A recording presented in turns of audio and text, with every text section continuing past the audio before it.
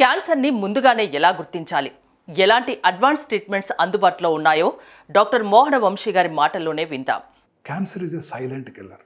జనరల్గా ఎటువంటి major symptoms ఉండవు. చాలామంది పేషెంట్స్ అంటుంటారు, చూడగానే వాళ్ళ అటెండర్స్ చెప్తాం, పేషెంట్కి డైరెక్ట్గా చెప్పాం కదా, అయ్యా ఇది 4th స్టేజ్ క్యాన్సర్ అనగానే ఫస్ట్ అదేంటండి డాక్టర్ గారు, గత 2-3 నెలలుగానే ఆయన బాధపడుతున్నారు, మైల్డ్ కాఫ్ అంతే తప్ప ఏమీ లేదు, మీరేంటి చూడగానే 4th స్టేజ్ క్యాన్సర్ అంటున్నారని కూడా చాలామంది పేషెంట్స్ అడుగుతుంటారు.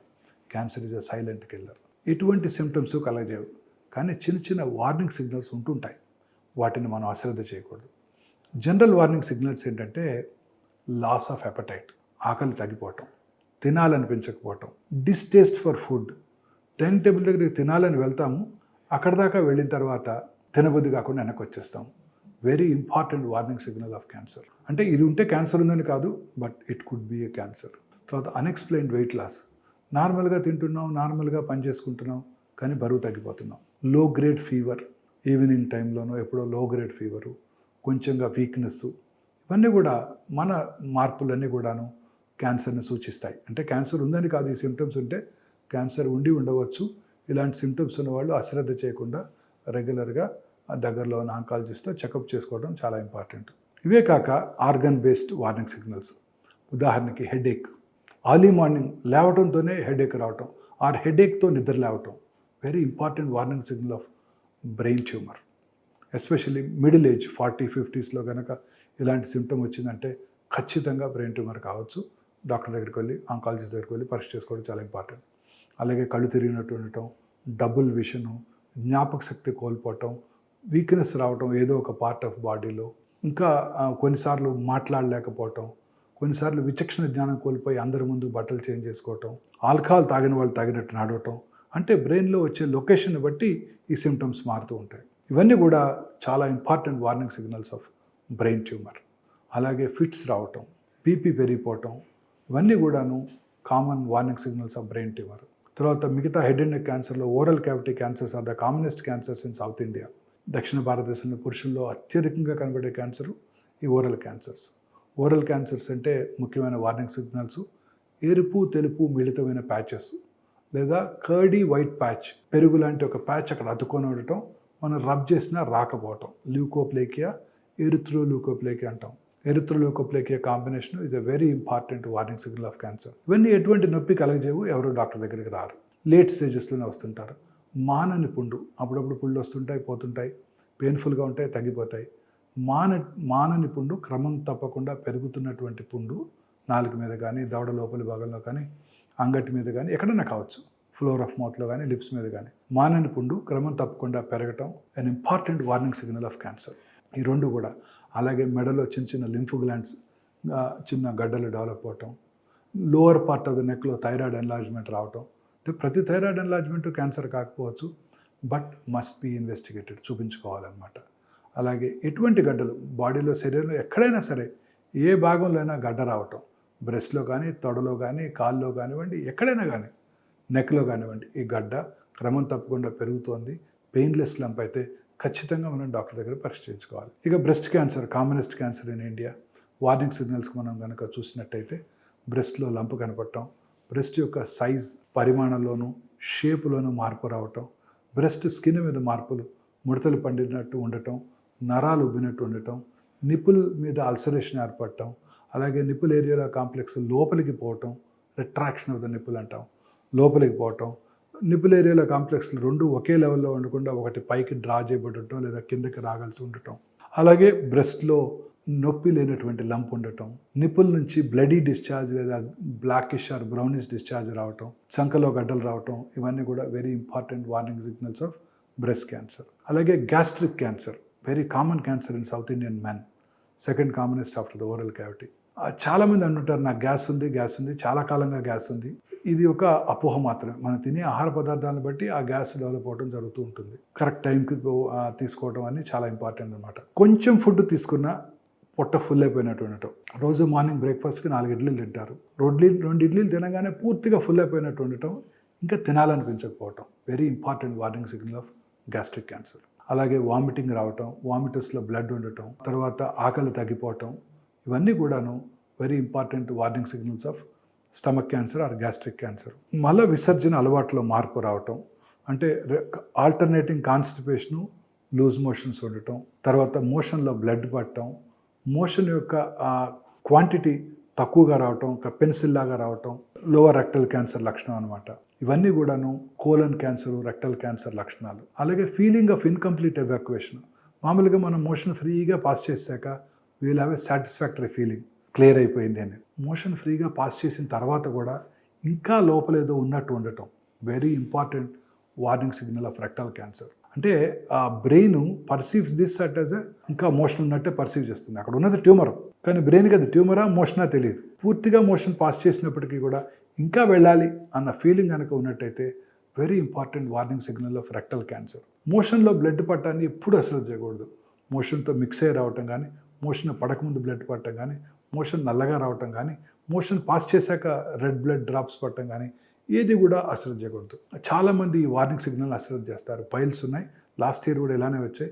అప్పుడు డాక్టర్ దగ్గరికి వెళ్ళి చూపించుకున్నాను, పైల్స్ అన్నారు, ఆ మందులు వాడుకున్నాను, అవే వాడుకుంటున్నాను అనుకుంటారే తప్ప అది క్యాన్సర్ వల్ల వచ్చిన బ్లడ్ అని అనుకోరు. సో మోషన్లో కనుక బ్లడ్ పడితే ఎట్టి పరిస్థితుల్లో అశ్రద్ధ చేయకుండా దాన్ని థరోగా ఇన్వెస్టిగేషన్ చేయించుకొని దాని రావడానికి గల కారణాన్ని అనలైజ్ చేసి దానికి ట్రీట్మెంట్ తీసుకొని మోషన్లో అప్పుడు బ్లడ్ ఆగిపోతే అప్పుడు మనం సాటిస్ఫైడ్గా ఉండొచ్చు. చాలాసార్లు మోషన్లో బ్లడ్ పడుతుంది, డాక్టర్ దగ్గరికి వెళ్తారు, పైల్స్ ఉన్నాయని పైల్స్కి ట్రీట్మెంట్ ఇస్తారు, హెమరాయిడెక్టమీ చేస్తారు. ఆ తర్వాత ఇంకా కూడా బ్లడ్ పడుతున్నట్టయితే మళ్ళీ ఇన్వెస్టిగేట్ చేసుకోవాలి, కొలనోస్కోపీ ద్వారా కానీ స్కాన్ ద్వారా కానీ, వెరీ ఇంపార్టెంట్. అలాగే మూత్రంలో రక్తం పట్టడం is a very important warning signal of bladder cancer. అలాగే prostate cancer rapidly rising in India, generally 50 years తర్వాత చూస్తుంటాం. సంవత్సరానికి ఒకసారి సింపుల్ బ్లడ్ టెస్ట్ PSA చేయించుకున్నట్టయితే మనం ప్రాస్టేట్ క్యాన్సర్ రావడానికి ముందుగా పట్టుకోవచ్చు. ప్రాస్టేట్ ఎన్లార్జ్ అయి ఉన్నప్పుడు ప్రాస్టేట్ క్యాన్సర్లో ఎక్కువసార్లు యూరిన్ పాస్ చేయటం, రాత్రిపూట ఎక్కువసార్లు వెళ్ళటం, అలాగే యూరిన్ పాస్ చేయడానికి అర్జెన్సీ అంటే మనం వెంటనే పరిగెత్తాలి వాష్రూమ్కి, లేకపోతే మధ్యలోనే డ్రాప్స్ పడిపోతాయి. ఆ తర్వాత యూరిన్ పాస్ చేయడానికి వెళ్ళినాక చాలాసేపు యూరిన్ బయటకు రావడానికి టైం పట్టవచ్చు. ఇవన్నీ కూడా important warning signals of prostate cancer. అలాగే బినైన్ ప్రాస్టేట్ ఎన్లార్జ్మెంట్ కూడా ఇలాంటి సిమ్టమ్సే కలిగించవచ్చు. అలాగే శరీరంలో ఎక్కడైనా ఏదైనా గడ్డలు రావటం, any lung cancer, commonest cancer in amongst men, especially urban ఏరియాస్లో, మానని దగ్గు, లో గ్రేడ్ చెస్ట్ పెయిన్ రావటం, అలాగే బ్రెత్లెస్నెస్, ఆయాసం రావటం, దగ్గినప్పుడు వచ్చిన ఫ్లెమ్లో బ్లడ్ కనపడటం, వెయిట్ లాస్, లో గ్రేడ్ ఫీవరు, ఇవన్నీ కూడా లంగ్ క్యాన్సర్ ముఖ్య లక్షణాలు, వార్నింగ్ సిగ్నల్స్. అన్నవాహిక క్యాన్సర్ ఎస్పెషలీ స్మోకర్స్లోను, ఆల్కహాలిక్స్లోను ఎక్కువగా చూస్తుంటాం. ఈ మింగటానికి ఇబ్బందిగా ఉండటం, ముందుగా సాలిడ్స్కి ఇబ్బందిగా ఉండటం, ఎక్కువ టైం పట్టడం ఫుడ్ తీసుకోవడానికి, సాలిడ్ తిన్నాక కొంచెం లిక్విడ్ తాగితేనే ఆ ఫుడ్ లోపలికి వెళ్ళటం, స్లోగా లిక్విడ్స్ కూడా మనకి ద్రవ పదార్థాలకు కూడా మింగుడు పడకపోవటం, ఇవన్నీ కూడా అన్నవాహిక క్యాన్సర్ లక్షణాలు. ఇలా అనేక రకాలైన క్యాన్సర్స్కి అనేక రకాలైన వార్నింగ్ సిగ్నల్స్ ఉంటాయన్నమాట. ఈ వార్నింగ్ సిగ్నల్స్ ఉంటే క్యాన్సర్ ఉందని కాదు, ఈ వార్నింగ్ సిగ్నల్స్ కనుక ఉన్నట్టయితే క్యాన్సర్ ఉండి ఉండవచ్చు. ఆంకాలజిస్ట్ దగ్గరికి వెళ్ళి పరీక్ష చేయించుకోవడం చాలా ఇంపార్టెంట్. క్యాన్సర్ నిర్ధారణ విషయంలో చాలా మందికి అనేక డౌట్స్ ఉంటాయి. బయాప్సీ చేయడం వల్ల క్యాన్సర్ స్ప్రెడ్ అవుతుందనే అపోహ కూడా ఉంది. ఈ విషయంపై డాక్టర్ మోహన వంశీ గారు ఏం చెప్తున్నారో మీరే వినండి. క్యాన్సర్ అనుమానం వచ్చినప్పుడు క్యాన్సర్ని గుర్తించడం చాలా ఇంపార్టెంట్. క్యాన్సర్ మీద, క్యాన్సర్ డయాగ్నోసిస్ మీద, క్యాన్సర్ ట్రీట్మెంట్ మీద కూడా చాలా అపోహలు ఉన్నాయి. రోజు చూస్తూనే ఉంటాను. ఇంత ఎడ్యుకేట్ చేసినప్పటికీ ఎంతోమంది ప్రముఖులు క్యాన్సర్ బారిన పడిన వాళ్ళ గురించి ఉదాహరణగా చెప్పి వాళ్ళకి మనం చెప్పినప్పటికీ బయాప్సీ అనగానే ప్రజలంతా భయపడిపోతారు. అదేమిటి, ముక్క తీస్తారా, నీడిలు పెట్టి ముక్క తీస్తారా, నీళ్ళు పెట్టి బ్రెస్ట్లో గుచ్చుతారా, గుచ్చితే క్యాన్సర్ పాకిపోతుందంట కదా, తేనె తుట్టుని కదిలించినట్టయితే ఎట్లా పాకిపోతాయో తేనెటీగలు, అట్లా క్యాన్సర్ కణాలు బాడీ అంతా పాకిపోతాయి అంట కదా అని రోజు ఇవాళ కూడా every day in spite of మనం మీడియా ద్వారా అందరూ ఆంకాలజిస్టులు ఎంతో అవేర్నెస్ తీసుకురావడానికి కృషి చేసినప్పటికీ కూడా ఈ పాపులర్ అపోహ, మిస్కన్సెప్షన్ ప్రజలందరిలోనూ అలానే ఉంది, చదువుకున్న వాళ్ళలో కూడా అలానే ఉంది. మొన్న మధ్య ఒక డాక్టర్ గారు వారి తండ్రి గారికి liver cancer, colon cancer with liver metastasis అంటే ఆ లివర్లో ఉన్నది కన్ఫర్మ్ చేసుకోవడానికి చిన్న బయాప్సీ చేద్దాం అనగానే అదేం డాక్టర్ గారు బయాప్సీ చేస్తే పాకిపోతున్నట్టు కదా అని అడిగారు. ఆయన కూడా ఆఫ్థల్మాలజిస్ట్. సో ఇలా ఈ అపోహ చాలా ప్రబలంగా ప్రజల్లో కూడా ఉంది. సో క్యాన్సర్ బయాప్సీ చేయడం ద్వారా ఏ రకంగా కూడా క్యాన్సర్ అప్స్టేజ్ చేయబడదు. క్యాన్సర్ శరీరంలో ఇతర భాగాలకి పాకటం అంటూ జరగదు. బయాప్సీ ద్వారానే మనం ఏ రకమైన క్యాన్సరో మనం తెలుసుకోగలుగుతాము. అంతే తప్ప మిగతా ఏ రకమైన పరీక్ష ద్వారా మనం ఏ రకమైన క్యాన్సరు అసలు క్యాన్సరా కాదా చెప్పలేము. ఓరల్ క్యావిటీలో అయితే డైరెక్ట్గా అల్సర్ నుంచి బయాప్సీ చేస్తాము. గ్యాస్ట్రిక్ క్యాన్సర్ అయితే ఎండోస్కోపీ ద్వారా చేస్తాము. బ్రెస్ట్ క్యాన్సర్ అయితే నీడిల్ బయాప్సీ ద్వారా చేస్తాము. లంగ్ క్యాన్సర్ అయితే ఐదర్ బ్రాంకోస్కోపీ ద్వారా కానీ సిటీ గైడెడ్ బయాప్సీ ద్వారా కానీ మనం అనలైజ్ చేయడం జరుగుతూ ఉంటుంది. కోలన్లో ఇంటెస్టైనల్ ట్రాక్లో ఉన్నట్టయితే ఎండోస్కోపిక్ బయాప్సీ చేయడం ద్వారా అది క్యాన్సరా కాదా ఈజీగా చెప్పవచ్చు. కొన్నిసార్లు ట్యూమరు మనకి బయాప్సీ చేయడానికి అందుబాటులో కనుక లేనట్టయితే, అంటే యాక్సెసిబుల్గా లేదు, లంగ్లో డీప్ సీటెడ్గా ఉంది, పక్కన ఇంపార్టెంట్ రక్తనాళాలు ఉన్నాయి, అలాంటప్పుడు యాక్సెస్ చేయలేనప్పుడు లిక్విడ్ బయాప్సీ అందుబాటులో ఉంది. లిక్విడ్ బయాప్సీ అంటే జస్ట్ పేషెంట్ నుంచి 10 ml బ్లడ్ తీసుకొని దానిలో సర్క్యులేటింగ్ ట్యూమర్స్ ఉంటాయి. బ్లడ్లో మీ అందరికీ తెలుసు, thousands off white blood cells, millions of red blood cells, platelets ఉంటాయి. వాటితో పాటు 5 నుంచి 10 క్యాన్సర్ కణాలు కూడా ఉంటాయి. వీటినే సర్క్యులేటింగ్ ట్యూమర్ సెల్స్ అంటారు, సిటిసి. ఈ 5-10 సర్క్యులేటింగ్ ట్యూమర్ సెల్స్ని ఐడెంటిఫై చేసే పరికరాలు ఇప్పుడు మనకి అందుబాటులో వచ్చాయి హైదరాబాద్లోనే. దీని ద్వారా సర్క్యులేటింగ్ ట్యూమర్ సెల్స్ని ఐడెంటిఫై చేసి అది ఏ రకమైన క్యాన్సరు, ఎక్కడ నుంచి పుట్టింది, ఆ సర్క్యులేటింగ్ ట్యూమర్ సెల్స్తో పాటు ఆ బ్లడ్లో ఉండే సర్క్యులేటింగ్ ట్యూమర్ ఫ్రీ డిఎన్ఏ తీసుకొని, ఇంతకుముందు మనం అనుకున్నామే కాంప్రహెన్సివ్ జెనోమిక్ ప్రొఫైలింగ్ అంటారు, 500-600 క్యాన్సర్ ఆంకోజీన్ ప్యానల్ చేసి ఏ రకమైన ఆంకోజీన్ మ్యూటేషన్ వల్ల ఈ క్యాన్సర్ వచ్చిందో తెలుసుకునే ఫెసిలిటీస్ కూడా ఇప్పుడు మనకు అందుబాటులో వచ్చాయి. అంటే 10 ml బ్లడ్ డ్రా చేసి దాంట్లో ఉన్న సర్క్యులేటింగ్ ట్యూమర్ సెల్స్ని ఐడెంటిఫై చేసి ఆ సర్క్యులేటింగ్ ట్యూమర్ సెల్స్తో పాటు ఉండే సర్క్యులేటింగ్ ట్యూమర్ ఫ్రీ డిఎన్ఏని జెనోమిక్ ప్రొఫైలింగ్ పంపించి ఏ రకమైన జన్యుపరమైన మ్యూటేషన్ వల్ల ఈ క్యాన్సర్ వచ్చిందో తెలుసుకునే ఫెసిలిటీస్ ఇప్పుడు మనకు అందుబాటులో ఉన్నాయి.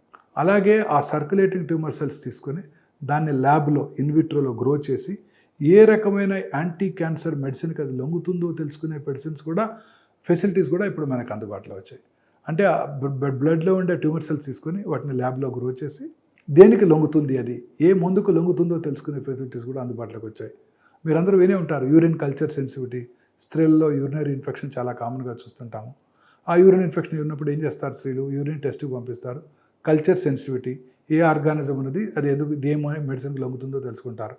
అలా లిక్విడ్ బయాప్సీ ద్వారా బ్లడ్లో ఉన్న సర్క్యులేటింగ్ ట్యూమర్ సెల్స్ని గ్రో చేసి ఏ రకమైన యాంటీ క్యాన్సర్ డ్రగ్ లొంగుతుందో తెలుసుకునే ఫెసిలిటీ కూడా ఇప్పుడు మనకు అందుబాటులోకి వచ్చేసింది. సో ఇలా క్యాన్సర్ డయాగ్నోసిస్లో మనకు అనేక రకాలైన విప్లవాత్మకమైన మార్పులు మనకు అందుబాటులో వచ్చాయి.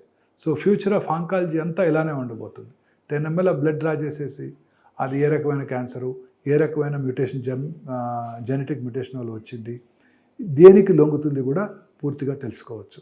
క్యాన్సర్ నిర్ధారణ అయిన తర్వాత surgeon, medical oncologist, radiation oncologist, ఇతర వైద్య నిపుణులతో కూడిన మల్టీ డిసిప్లినరీ టీం ద్వారా చికిత్స పొందవచ్చు. అయితే క్యాన్సర్ తీవ్రత ఎక్కువగా ఉన్నవారు అయితే రెగ్యులర్గా స్క్రీనింగ్ చేయించాలి. వైద్యుల సూచనల మేరకు ఆహార విషయాల్లో తగిన మార్పులు చేసుకుంటూ తగు జాగ్రత్తలు తీసుకుంటే క్యాన్సర్ ముప్పు నుంచి దూరంగా ఉండవచ్చు.